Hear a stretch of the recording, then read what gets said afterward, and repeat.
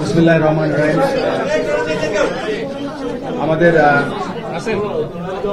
বোর্ডের নির্বাচন শেষ হয়েছে কিছুক্ষণ আগে এবং আপনারা হয়তো অবগত আছেন সবকিছু যে আমাদের নতুন বোর্ড গঠিত হয়েছে এবং এই বোর্ড গঠিত হওয়ার পরে আমরা প্রথম বোর্ড মিটিং আজকে শুরু করে কালকে এটা কন্টিনিউ করব বেলা 12টা থেকে মিরপুর স্টেডিয়ামে। এবং এই নির্বাচনকে কেন্দ্র করে আমরা একটা নতুন ক্রিকেট বোর্ড পেয়েছি। এই বোর্ডের কার্যক্রম 4 বছরের এবং এই 4 বছর আমরা বাংলাদেশ ক্রিকেটকে কোথায় দেখতে চাই সেই পরিকল্পনা আমরা শুরু করে দিয়েছি।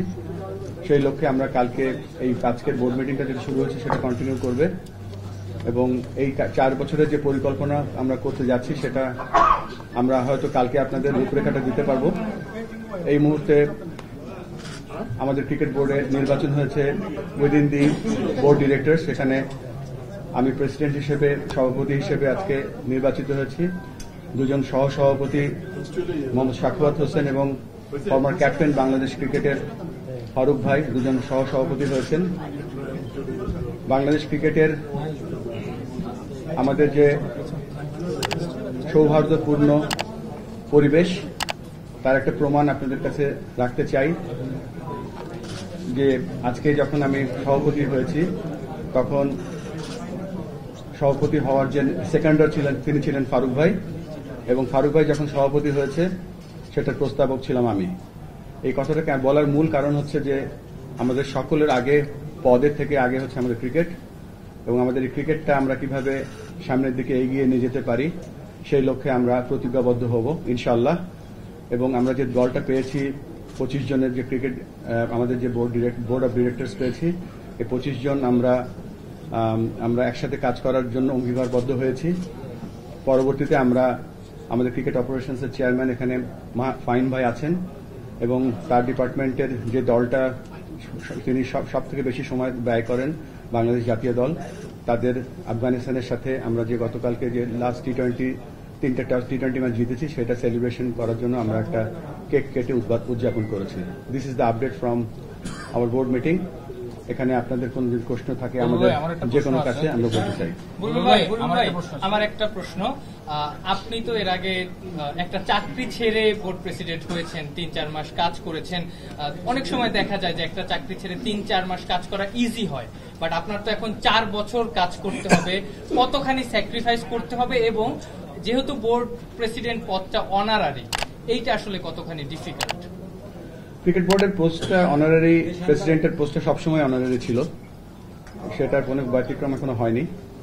সেই ব্যাপারে এখনো চিন্তা করিনি। এখন ভাবছি ক্রিকেটটা একটা আমানত হিসেবে আমরা পেয়েছি এবং যে চাকরিটা যেহেতু আমি ছেড়ে এসেছি তো ওই চাকরিটার ব্যাপারে আর কোনো চিন্তা করছি না। এখন একটাই ফোকাস, সেটা হচ্ছে বাংলাদেশ ক্রিকেট এবং বাংলাদেশ ক্রিকেটকে সার্ভিস দেওয়া। ভাই শেষ হয়েছে উত্তর আপনার? জি, মানে আপনাদের আজকে যে পরিচালনা পর্ষদটা হলো এটা অনেকটা হয়ে গেছে। আপনারা বাংলাদেশ টেস্ট স্ট্যাটাস পাওয়ার পর কিছুদিন পর বাংলাদেশ দলটা যেরকম হতো যে সিনিয়ররা একটু বেশি কম থাকতো, ইয়াং জেনারেশনের রিপ্রেজেন্টেশনটা বেশি ছিল এখানেও তাই। আপনি ফারুক ভাই, ফাহিম ভাই, মঞ্জু ভাই, এই 4 আর মিঠু ভাই, এই 5 জন বাদ দিলে হচ্ছে যে বাকি সবাই হচ্ছে এই বোর্ডে নতুন একেবারে, হয়তো ক্রিকেটের সঙ্গে ছিলেন। এই যে ইয়াং এবং এক্সপিরিয়েন্সদের যে মিক্সচারটা, মানে এই ইয়াংদের কোঅপ করাটা আসলে কতটা চ্যালেঞ্জিং হবে যেহেতু তারা আগে ক্রিকেট প্রশাসনে ছিলেন, মানে এটাকে আপনি কিভাবে দেখছেন? এটা একটা চ্যালেঞ্জ হবে, তবে সবাই যে যার জায়গা থেকে এখানে এসছে, সকলে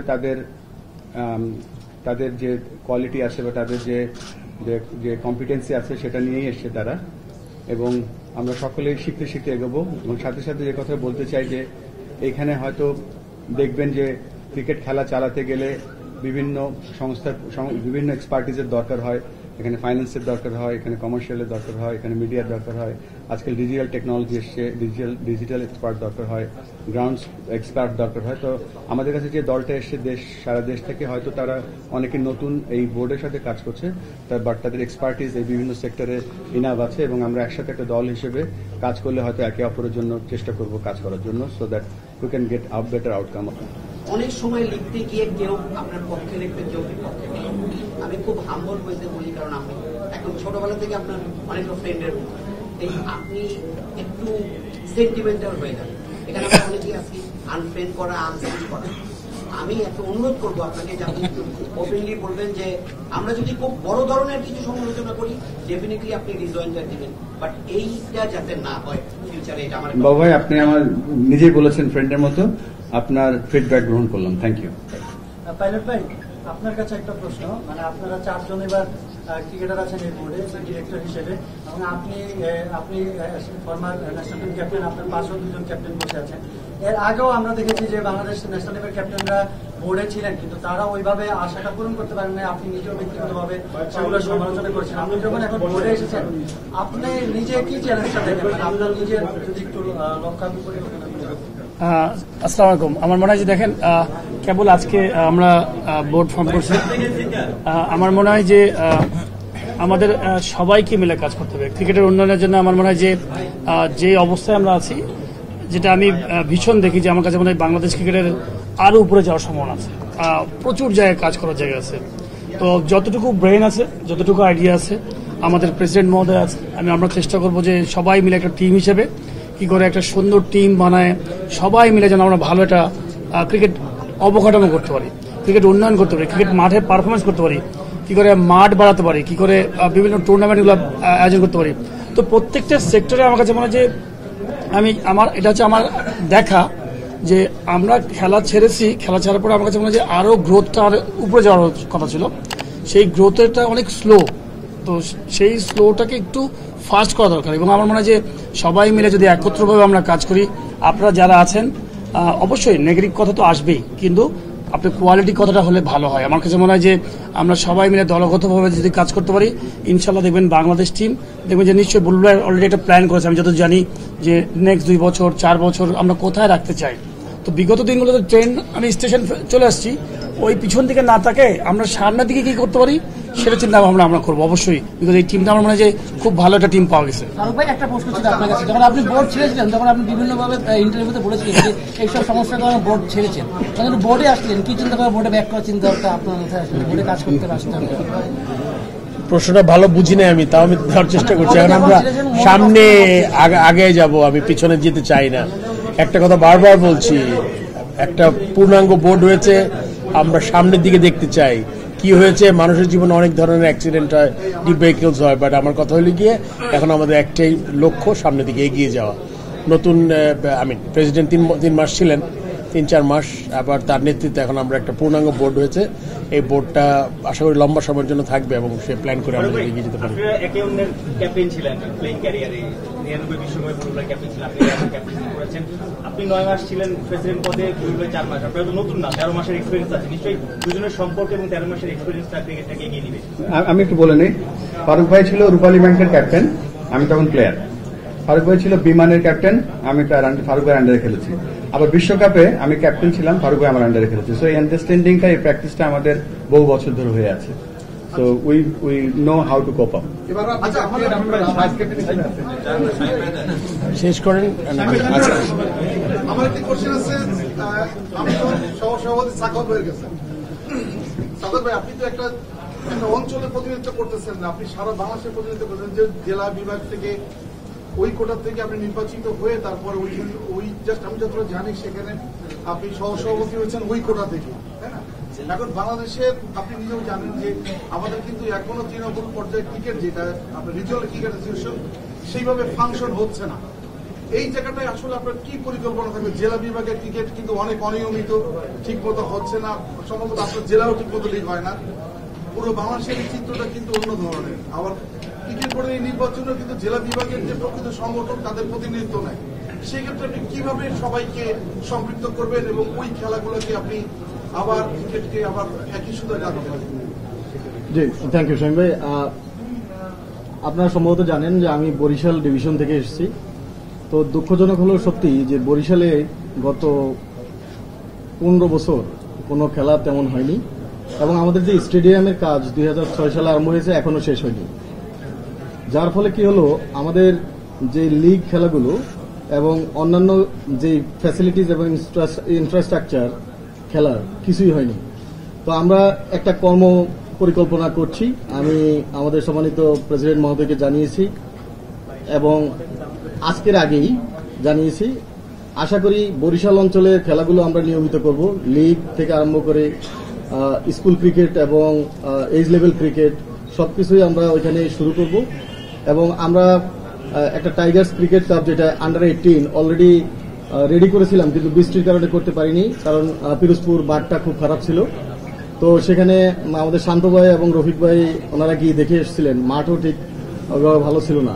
যাই হোক, খেলা মাঠে গড়াবে এবং আমরা আমাদের আমার অঞ্চলের কথা আগে বলছি যে ওই অঞ্চলে যেহেতু এরকম অবস্থা, তো বাংলাদেশে বুলবুল ভাই সারা বাংলাদেশে গিয়েছেন, আমি আর কোনো জায়গায় যাইনি, কিন্তু আমি জানি প্রত্যেকটা এলাকায় কম বেশি একই সমস্যা। তো এই সমস্যা যদি আমরা ভবিষ্যতে আমাদের পাইপলাইনের প্লেয়ার পেতে হয় এবং আমাদের যদি এই বাংলাদেশকে আরো সামনের দিকে ক্রিকেটে আগে নিতে হয়, সো খেলা করতে হবে এবং সেখানে মাঠের যে ফ্যাসিলিটিস এবং অন্যান্য যে ফ্যাসিলিটিস এগুলো ঠিকমতো করতে হবে। সেই লক্ষ্যে আমরা কাজ করব এবং আমরা তো নতুন, বাট আপনাদেরকে নিশ্চয়তা দিচ্ছি এটা আমরা আমাদের সাধ্যের সর্বোচ্চ দিয়ে কাজ করব, শুধু আপনাদের সহযোগিতা চাই। Thank you. আচ্ছা না, বুলু ভাইকে আমি একটা প্রশ্ন করি।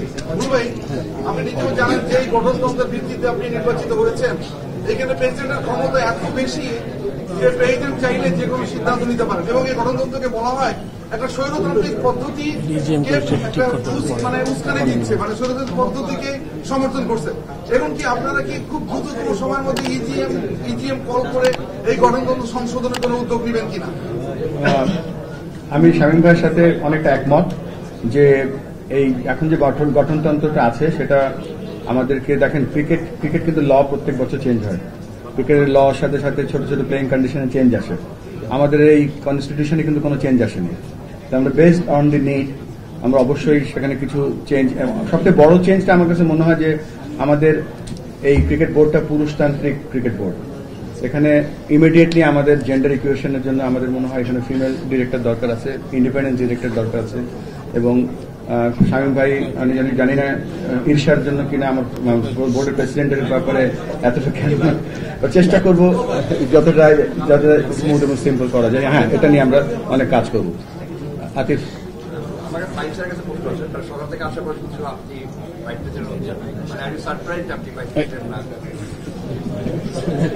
আমি আসলে এমন কিছু জানতাম না। আমাকে অনেকেই no idea actually. Thank you. আর কোনো